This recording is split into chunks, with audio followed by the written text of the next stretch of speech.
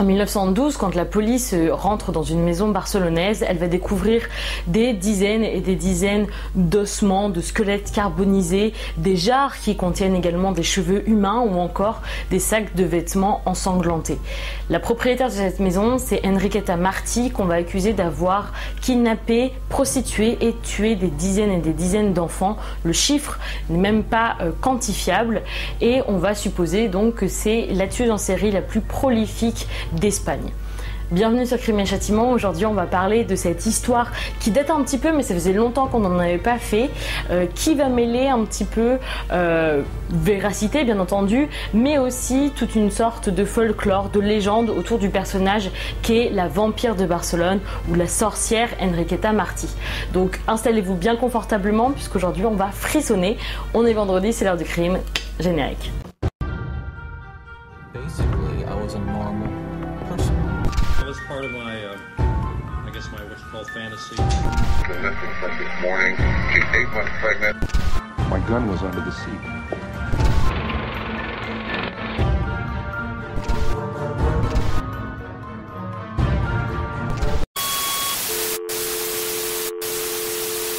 Alors avant de commencer cette vidéo, je voulais vous souhaiter une excellente année 2022, plein de bonheur, plein de réussite, plein de bonnes nouvelles, j'espère qu'ils vont être apportées cette année. Et en parlant de bonnes nouvelles, j'en ai justement une à vous partager puisque j'ai réussi mon concours du premier coup d'ailleurs. Je suis donc officiellement élève avocate, donc je suis super heureuse. Et puis maintenant que la pression est retombée, j'espère de pouvoir me reconcentrer un petit peu plus sur YouTube et vous proposer encore plus de contenu, comme c'est l'histoire aujourd'hui d'Enriqueta Martí. Ça faisait, comme je l'ai dit, longtemps qu'on n'avait pas fait d'histoire un peu ancienne. Je me suis jamais intéressée d'ailleurs encore sur du true crime espagnol, donc ça va être la première fois. Donc attachez vos ceintures puisqu'on va voyager. Et je disais tout à l'heure qu'il y a aussi une petite part de mystère, d'ombre, de légende autour, parce que à l'époque, forcément, on est en Espagne au début des années 1900 et on est dans un contexte très particulier. On va en parler juste après, mais globalement, quand la population voit des atrocités tous les jours, parfois on a besoin d'un bouc émissaire pour justement tout rejeter la faute sur elle, en l'occurrence ici Enriqueta Martí. Et donc on va prendre une marginale, quelqu'un qu'on jalouse peut-être, et on va rallier ainsi toute la population à soi pour un peu la pointer en disant tu es le diable ou tu es ici une vampire, une sorcière. Donc c'est pour ça que je suis pas 100% sûre de ce que je vais dire aujourd'hui. Je ne sais même pas ce qui s'apparente au bouche à oreille, à la déformation qu'on a pu faire et ce qui s'apparente à vraiment les faits. Donc c'est un petit peu à vous de me dire à la fin de cette vidéo ce que vous en avez pensé, si vous pensez que c'est vraiment probable comme histoire ou non. En tout cas, j'en profite, n'hésitez pas à vous abonner ou à lâcher un petit pouce bleu si cette vidéo vous a plu. Alors, comme je le disais, en Espagne, au début du XXe siècle, il y a un contexte très particulier puisque l'Espagne va souffrir d'une importante épidémie de tuberculose. La grippe espagnole, ça peut venir plus tard, mais là, c'est vraiment la tuberculose qui va faire des centaines et des centaines de morts, des milliers de morts plutôt. Et en fait, c'est une maladie qui est à la fois sociale et spatiale. Sociale parce que forcément, ça va un peu plus se concentrer sur les quartiers défavorisés qui ont par exemple des mauvaises évacuations des eaux usagées, et également spatiale parce que plus il y a du monde dans la même région, plus il y a de surpopulation dans les quartiers, plus forcément cette maladie va se développer. C'est vrai que c'est extrêmement d'actualité ce sujet-là.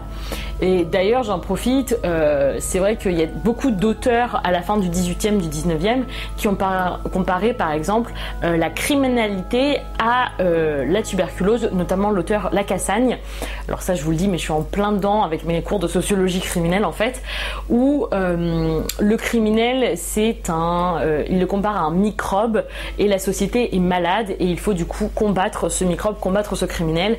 Alors, Enriqueta, elle naît en 1868 à San Feliu de Llobregat et en fait, On ne sait pas grand-chose sur son enfance. On sait que quand elle va grandir, elle va devenir gouvernante, servante dans des riches villas.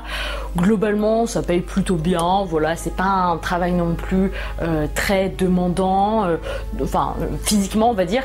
Donc ça va plutôt bien, mais à chaque fois, elle se fait un petit peu virer de temps à autre. Par exemple, il y avait une de ses patronnes qui l'a virée quand elle a vu qu'elle avait essayé ses robes en pensant que du coup elle serait une voleuse. Très vite, elle va se tourner vers la prostitution parce qu'elle sait quand même qu'elle est plutôt jolie, soit dans le quartier de Raval, soit dans le port de Barcelone ou la porte de Santa Madrona, parce que c'est un petit peu genre les hotspots pour les activités nocturnes, on va dire. Elle va se marier en 1895 à un peintre, Juan Pujalo, qui va être décrit de deux façons selon les sources. Soit il va être humble, il fait des petites toile dans son coin sans rien demander à personne, soit il est plutôt un peu imprévisible, faux, etc., égocentrique même parfois. Bon, il n'a pas forcément marqué l'histoire de l'art, on sait juste, petite anecdote, que c'est le premier végétarien de Barcelone. Voilà, à prendre ou à laisser, c'est pas ouf comme postérité, mais why not? Enriqueta, elle, même si elle a quand même la bague au doigt, elle va continuer à fréquenter les bordels, les maisons de passe, les maisons closes, va continuer à se prostituer. Voilà, peut-être parce que ça la plaît, c'est pas comme si non plus ils étaient dans un niveau de pauvreté extrême, ils avaient plutôt les moyens... Ils roulaient pas sur l'or, mais ils vivaient correctement, on va dire. Et son mari savait quand même qu'elle continuait à se prostituer, mais au bout d'un moment, il a décidé d'arrêter, il a décidé de se séparer. Ça faisait 6 fois qu'ils se remettaient ensemble, qu'ils se séparaient, etc. Au bout d'un moment, il a dit trop, c'est trop. Ce qu'il faut savoir, c'est que Enriqueta, elle vivait une sorte de double vie. Le jour, elle mendiait, elle était en haillons, dans des habits recousus, décousus, elle allait sonner à la porte des couvents, des paroisses pour quelques pièces, pour un petit peu de pain. Et à chaque fois, elle avait toujours des enfants qui l'accompagnaient, toujours des enfants à la main, qu'elle disait être les siens. Et forcément, vu que c'était des jeunes enfants, entre 3 et 14 ans au max, forcément ça a attiré un petit peu la pitié. Ces enfants, c'était pas les siens, on peut s'en douter, ils étaient issus du rapt et en fait, elle leur apprenait à voler, à devenir des vrais petits pickpockets.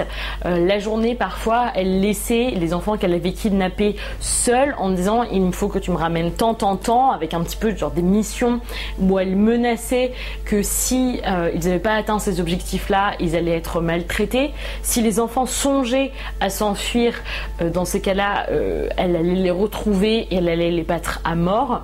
Globalement, à l'époque, étant donné que c'était des enfants qui étaient issus de familles très pauvres, soit, et c'est très cynique, soit ça arrangeait les familles d'avoir perdu l'enfant parce que ça fait une bouche de moins à nourrir, soit ces familles étaient trop pauvres pour faire suffisamment pression sur les autorités locales pour qu'il puisse y avoir des recherches. Donc en fait, c'était un peu l'aubaine pour Enriqueta, personne allait se mettre à la recherche de ces enfants-là. Et les voisins, quand la journée ils ne voyaient pas les enfants, à chaque fois Enriqueta disait que ils étaient partis parce que le couvent ou la paroisse donnait à manger ce midi-là. Le soir, c'était un petit peu comme Cendrillon, c'est-à-dire qu'elle se métamorphosait, c'était vraiment une double vie, c'est-à-dire qu'elle revêtait des beaux vêtements, une perruque rousse, des gants, des chapeaux à plumes, et elle se rendait dans des casinos, dans des hôtels particuliers, au théâtre de Barcelone pour un peu rejoindre la haute bourgeoisie. En fait, elle n'avait jamais eu besoin de mendier puisque son travail de maquerelle et de prostituée était suffisant pour subvenir à ses besoins, et c'est en s'approchant un peu de cette haute bourgeoisie qu'elle a commencé à vendre ses services, soit de pourvoyeuse d'enfants en les prostituant, donc toujours de 3 à 14 ans, ou en se prostituant elle-même. Forcément, c'était des services qui se faisaient un petit peu sous le manteau. Les jeunes nobles n'allaient pas créer sur tous les toits qui en fait ils aimaient bien les jeunes enfants, non forcément. Et c'était un peu une sorte de pacte implicite, puisque forcément, je dis beaucoup forcément dans cette vidéo, mais si elle était inquiétée par la justice, tout le monde allait tomber avec elle. Donc elle comptait sur les relations qu'elle avait avec la noblesse barcelonaise pour se sortir un petit peu d'affaires. La preuve en est qu'en 1909, elle va être arrêtée, elle et un jeune noble, pour tenir un bordel prostituant des mineurs. Et comme je le disais, au vu de ses contacts, toutes les charges ont très vite été abandonnées. À côté de la prostitution d'enfants, elle pratique également la sorcellerie, ou du moins la sorcellerie telle qu'on l'entend à l'époque. Comme on le disait au début, face à la tuberculose, certains de ses enfants ont été touchés par la maladie et elle a brûlé leur corps pour éviter que cette maladie se propage, contamine tous les autres enfants. Et quand elle a mis ses corps au feu, elle s'est rendue compte qu'il y avait un squelette au fond de la cheminée qui était intact, qui n'avait été qu'à peine rongé par les flammes. Et pour elle, elle s'est dit, c'est le déclic, c'est un remède contre la maladie. Et du coup, elle a pris le squelette, on a fait de la poudre d'os pour après en créer un baume ou un onguent. Elle a commencé du coup à tuer des enfants, des nouveau-nés jusqu'à des enfants de 9 ans, et elle utilisait un petit peu tout ce qui lui tombait sous la main, tout ce qui restait dans la cheminée, donc des cheveux, du gras, du sang coagulé, des squelettes bien entendu, de la poudre de ces os-là. Et c'était bénéfique pour elle en 2 points. Premièrement, parce qu'elle n'avait aucun mal à se débarrasser de ses victimes, et deuxièmement, parce que dans la haute société, encore une fois, en plus de ses services de pourvoyeuse d'enfants, elle a commencé à vendre tout ça, toutes ces crèmes, tous ces baumes, tous ces onguents, et c'était des produits qui s'arrachaient, qui franchement partaient comme des petits pains, c'était vendu à des prix d'or, donc elle avait un revenu supplémentaire en plus de tout son background criminel qu'on connaît déjà. Alors, Enriqueta Martí a donc été surnommé le vampire de Barcelone, et je me suis rendu compte qu'on n'a jamais vraiment fait de petit focus sur les vampires, qu'on n'a jamais parlé de ça, donc je voulais faire une petite parenthèse sur le folklore autour des vampires. Les premières mentions qu'on a eues de ces petites créatures, ça date à peu près du XIe siècle, surtout en Europe de l'Est, dans les pays slaves. Vampire, en fait, en vieux russe, c'est upir, donc on voit la connexion, et ce qu'ils considéraient comme étant des vampires, c'était une mauvaise interprétation de ce qui les entourait, de la nature ou des maladies comme la rage, ou par exemple, ils disaient que les cadavres étaient très pâles quand ils ouvraient les cercueils, que parfois il y avait un peu de sang sur les commissures des lèvres. C'était tout simplement le processus naturel de putréfaction et de datation de la mort, mais ils ne l'avaient pas compris de cette façon-là, et pour eux, c'était le mal absolu. Bram Stoker, d'ailleurs, l'auteur de Dracula, a ajouté à son ouvrage un peu tous les éléments qu'on connaît, qui entourent un petit peu tout ce mythe, donc l'ail, l'argent, le fait de ne pas pouvoir se regarder dans un miroir, etc., etc. Comme je l'ai dit, Enriqueta Martí a été considérée comme étant une vampire, mais pas dans le sens elle buvait le sang des enfants ou autre, plutôt dans le sens c'est le mal absolu, c'est une créature du diable, c'est une criminelle, etc., etc. C'est un peu un surnom qu'on a pu lui donner, c'était pas simplement parce qu'elle kiffait le sang. Elle a été active pendant une 20aine d'années, et quand on est rentré dans sa maison, quand on l'a perquisitionnée, on a découvert une 12aine de squelettes correspondant à peu près à 12 enfants différents. Forcément, les squelettes, c'était très compliqué de faire entre guillemets le tri de ce qui appartient à qui, à quoi, est-ce que c'est 2 personnes différentes ou non. Donc 12 enfants qu'on a retrouvés, donc 12 enfants sûrs qui sont morts de sa main, mais vu qu'elle a été active pendant des dizaines et des dizaines d'années, on pense qu'il y en a eu beaucoup plus, et c'est très difficilement chiffrable, et c'est pour ça qu'on suppose que c'est la tueuse en série la plus prolifique d'Espagne. Sa dernière victime, en 1912, c'est Teresita Guitar Goncost, qu'elle a donc kidnappée dans la rue. Elle lui proposait des bonbons.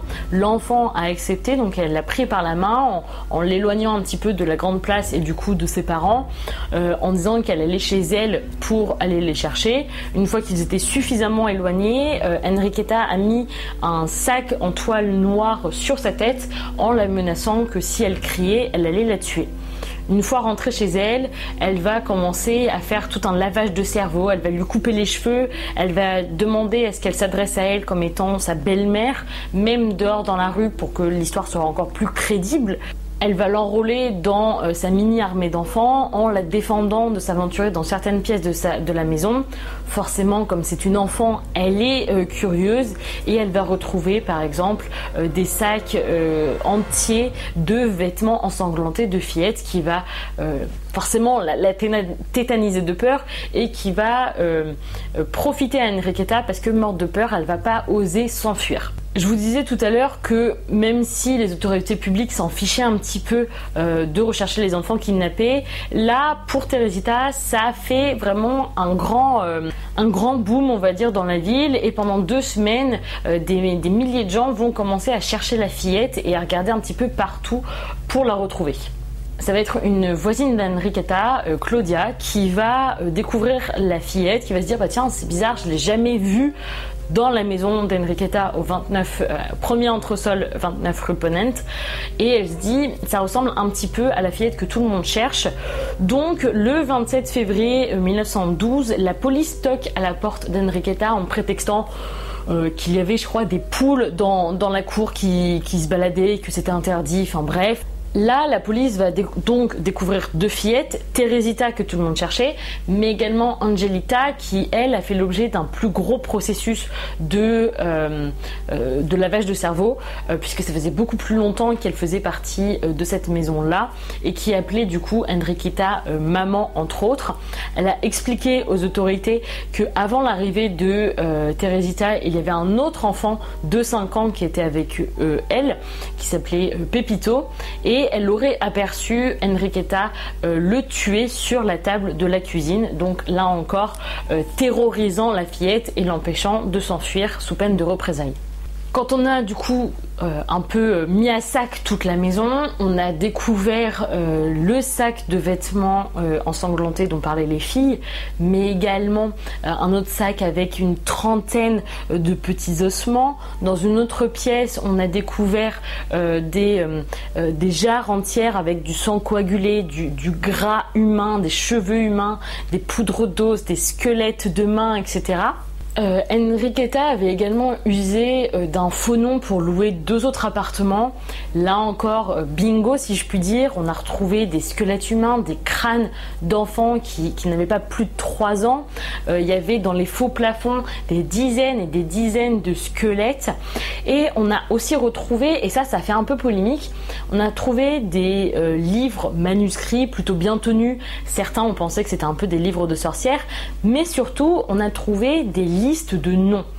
Et ça a fait polémique parce que on pensait que c'était les noms des riches notables des clients d'Enriqueta, et beaucoup dans la population pensaient que, étant donné qu'ils étaient riches, jamais ils allaient pouvoir être poursuivis pour des faits de pédophilie, d'achat de prostitution ou d'achat de restes humains, en disant que c'était absolument pas juste. Et les autorités, craignant une émeute populaire, sachant qu'il y a eu une émeute populaire quelques années avant, en 1909, il y a eu la semaine tragique. Pour éviter qu'il y ait du coup ce renversement, on va dire, populaire, on dit que c'était simplement des personnes chez qui Enriqueta mendiait. Alors donc la vampire de Barcelone, elle a été face à toutes ces découvertes, elle a été emprisonnée à l'établissement Reina Amelia, et alors qu'elle a essayé de se suicider en cellule, la population a commencé de nouveau à s'indigner parce qu'ils voulaient vraiment voir son exécution publique, que ce soit tant un exemple, on va dire, pour la population, que ce soit également un avertissement pour les riches notables en disant on vous voit, on vous oublie pas, on sait que vous êtes là quelque part, parce qu'il y a bien eu des gens qui au final ont acheté tous ces baumes, tous ces onguents qui ont conduit au massacre de tant d'enfants. Et aussi c'était un peu pour apaiser leur colère, on va dire. Et du coup, face à cela, les autorités ont dû prendre des mesures. Ils l'ont mis dans une cellule avec d'autres co-détenus pour qu'elle puisse la surveiller. Mais Enriqueta a été lynchée par ses co-détenus en 1913, et elle n'a jamais été jugée puisque c'était en cours. On n'était qu'à la phase d'instruction à ce moment-là. Donc on ne saura jamais ni le fin mot de l'histoire, ni tous les secrets qu'elle renferme. Est-ce que c'était vraiment vrai ? Vraiment vrai, bien joué. Mais est-ce que c'était véridique tout ça ? Est-ce que c'était des vraies allégations ? Est-ce que c'était tout simplement des fausses accusations parce qu'elle était marginale ou autre, parce que quelqu'un la jalousait ?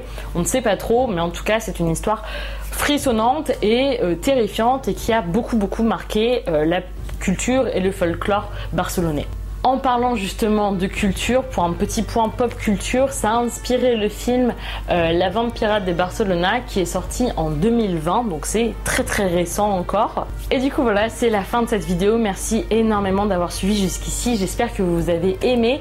N'hésitez pas à vous abonner, à me dire ce que vous en avez pensé, et puis on se retrouve très vite pour de prochaines aventures. Ciao!